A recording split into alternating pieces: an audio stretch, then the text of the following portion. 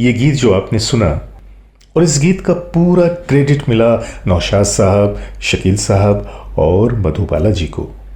लेकिन इस गीत के लिए क्रेडिट मिलना चाहिए था कुछ और लोगों को।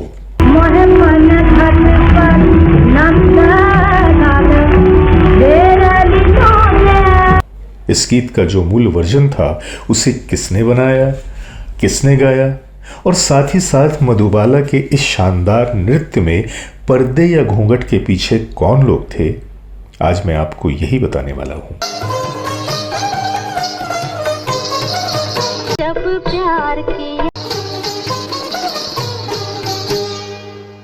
सभी दोस्तों की खिदमत में मेरा आदाब और सलाम। दोस्तों, अगर हम हिंदुस्तानी क्लासिकल फिल्मों की बात करें तो मेरा ख्याल है कि सबसे पहले जिस फिल्म का नाम लिया जाएगा वो है कि आसिफ साहब की मुग़ल ए आज़म। मुग़ल ए आज़म में 12 गीत थे और सारे के सारे बड़े ही शानदार, और उन शानदार गीतों में एक गीत था मोहे पनघट पे नंदलाल छेड़ गए हुए। ये गाना तो आप लोगों को याद ही होगा।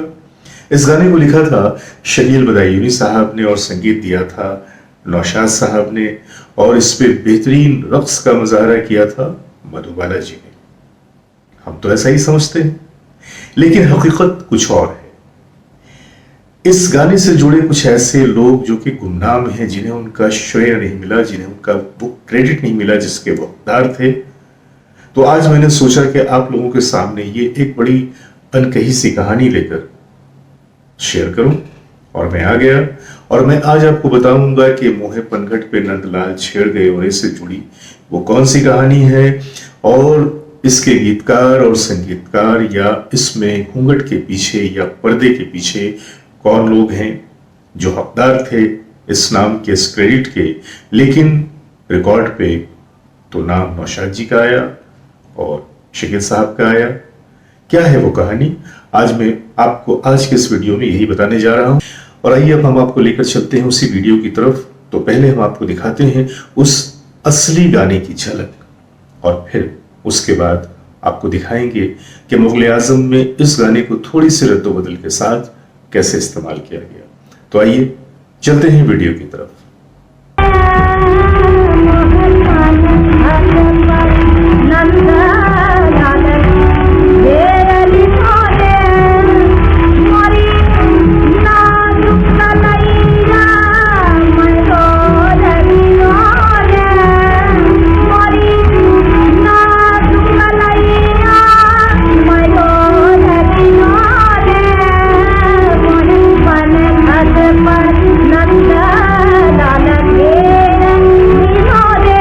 ये गीत जो आपने सुना, यही गीत मुग़ल ए आज़म में दिखाए गए गीत का मुख्य आधार था, और जिसके शब्दों और धुन में मामूली तब्दीली करके फिल्म के हिसाब से गीत को बनाया गया था।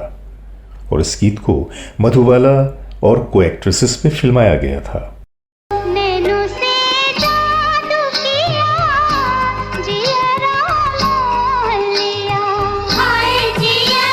हालांकि इस शानदार नृत्य में पर्दे या घूंघट के पीछे कौन लोग थे, आज मैं आपको यही बताने वाला हूं।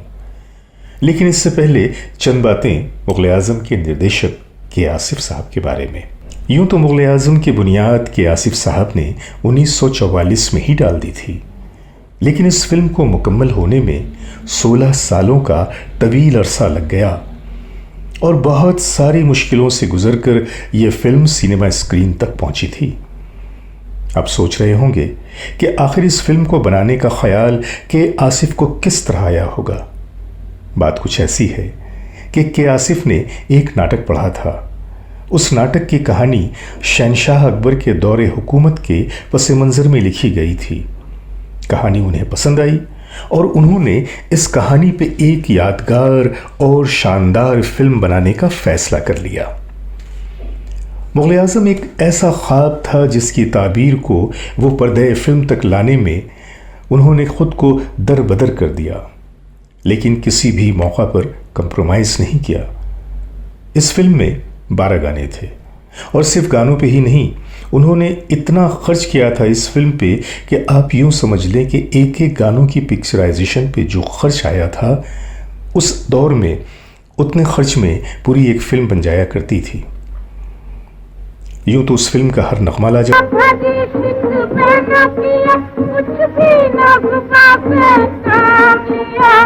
प्यार किया तो डरना क्या, प्यार किया तो डरना क्या, जब प्यार किया तो डरना क्या, जिंदाबाद जिंदाबाद जिंदाबाद जिंदाबाद ऐ मोहब्बत जिंदाबाद। और मोहे पनघट पे नंदलाल ने तो मकबूलियत का एक रिकॉर्ड बना डाला।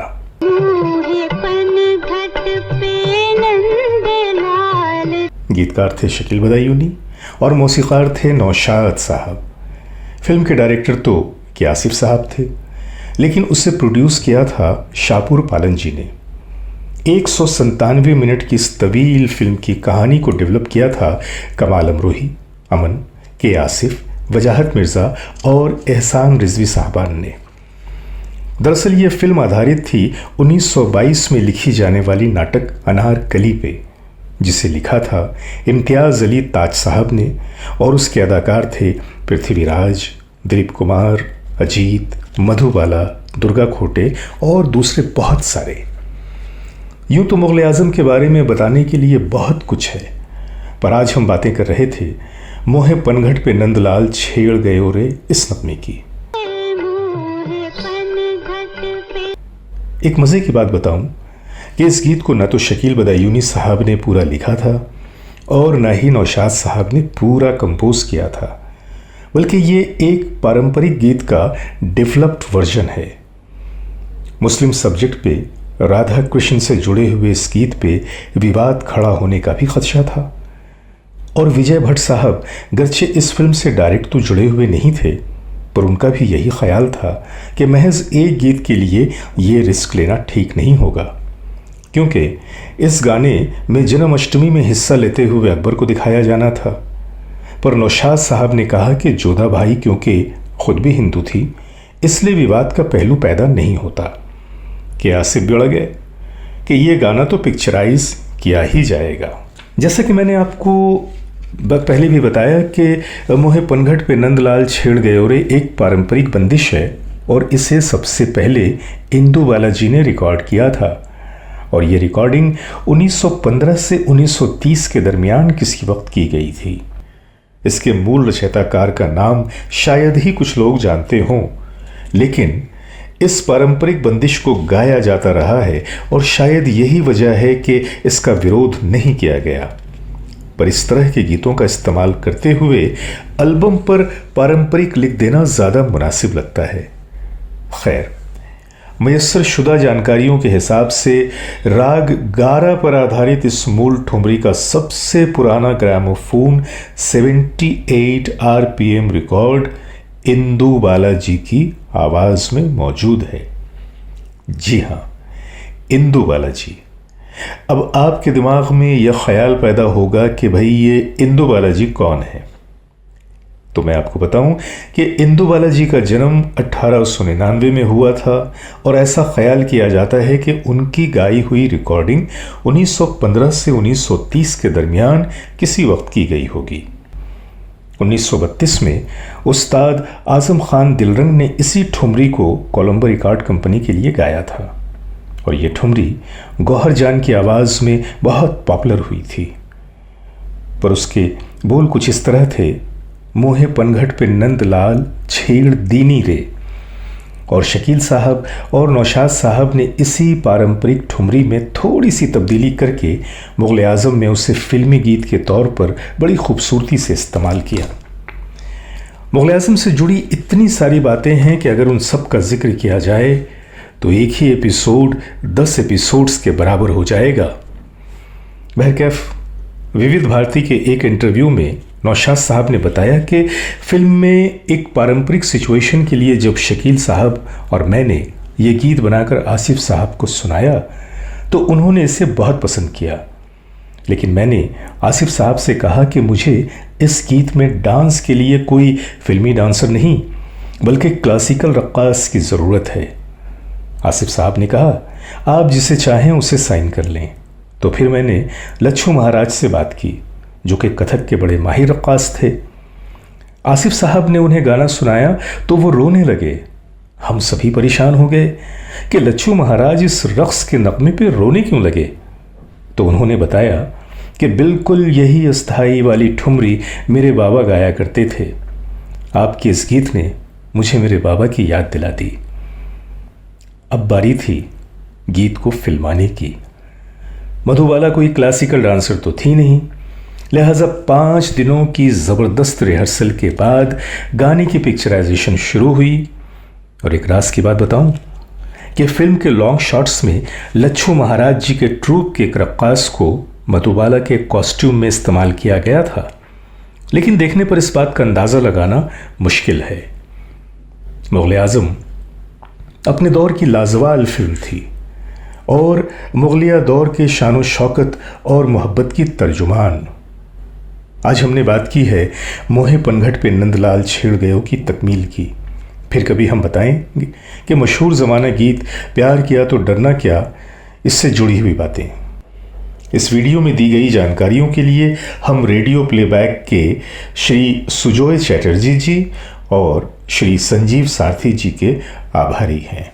कभी कभी ऐसा भी होता है कि हम जानबूझकर तो कुछ नहीं करते, लेकिन वो नाइंसाफियां या वो गलतियां हमसे हो जाती हैं और हमें लगता है कि शायद ऐसी ही कोई बात रही होगी कि जब इस गाने के क्रेडिट में नौशाद साहब और शकील साहब का तो नाम आया, या फिर रक्स में जिसने अदा किया था मधुबाला के रक्स को, लेकिन इन तीनों का नाम हमें कहीं नजर नहीं आता। लेकिन मैंने ये जरूरी समझा कि वो अनसंग हीरोज, वो गुमनाम लोग जो कि हकदार हैं, उन्हें भी मैं इस वीडियो के जरिए उनका हक अदा करूं। आज के लिए बस इतना ही। उम्मीद है कि आज का ये वीडियो आप लोगों को पसंद आया होगा और मैं ये भी आपसे गुजारिश करूंगा कि लेकिन इससे पहले मैं 2 बातें अपने दर्शकों से करना चाहूंगा। हमारे दर्शक अक्सर इस बात की शिकायत करते हैं कि हम अपने पोस्ट में ना तो गानों को पूरा दिखाते हैं, ना तो वीडियोस को पूरा दिखाते हैं। लेकिन मैं इससे पहले भी कई बार आप लोगों से अर्ज कर चुका हूं कि हमारी कुछ बंदिशें, कुछ मजबूरियां हैं। वो शेर आपने सुना होगा ना बशीर बद्र साहब का, कुछ तो मजबूरियां रही होंगी, यूं कोई बेवफा नहीं होता। बहरहाल बेवफा तो हम नहीं हैं, लेकिन हमारी अपनी कुछ बंदिशें हैं, कुछ टेक्निकल मजबूरियां हैं जिसकी बिना पे हम किसी भी गाने को या वीडियो को एट ए स्ट्रेच 5 सेकंड से ज्यादा नहीं दिखा सकते। मल्टीपल तरीके से हम आपको कई बार करके वो झलक तो दिखा देते हैं, लेकिन एक साथ हम नहीं दिखा पाते, जिसके लिए हम आपसे क्षमा प्रार्थी हैं। कभी कभी ऐसा भी होता है कि कुछ गाने जो फिल्मों में नहीं इस्तेमाल किए गए, अब हमारे दर्शक चाहते हैं कि हम वो गाने भी उनको दिखाएं। तो भाई, जब फिल्मों में उनको इस्तेमाल ही नहीं किया गया तो वो गाने हम आपको कहां से दिखाएंगे। और सबसे बड़ी बात यह है कि हमारा ये जो चैनल है, ये कोई संगीत का चैनल नहीं है, ये एक इंफॉर्मेशन चैनल है। फिल्मों और फिल्मी हस्तियों से जुड़ी हुई जो जानकारियां होती हैं वो लेकर हम आपके सामने आते हैं, महज आपके एंटरटेनमेंट के लिए और कुछ बातों की जानकारियां देने के लिए। तो आप ये बिल्कुल न सोचें कि हम जानबूझ के ऐसा करते हैं। और मैं ये भी कुछ आपसे गुजारिश करूंगा कि हमारे वीडियो को लाइक करें, शेयर करें, सब्सक्राइब करें और कोने में लगी घंटी को भी दबा दें। और साथ ही साथ अपनी राय से, अपने कमेंट से भी हमें जरूर नवाजें, जरूर आगाह करें। और जब तक कि हमारा अगला वीडियो आए, देखते रहिए अपना प्यारा चैनल ग्रेट लेजेंड्स। नमस्कार।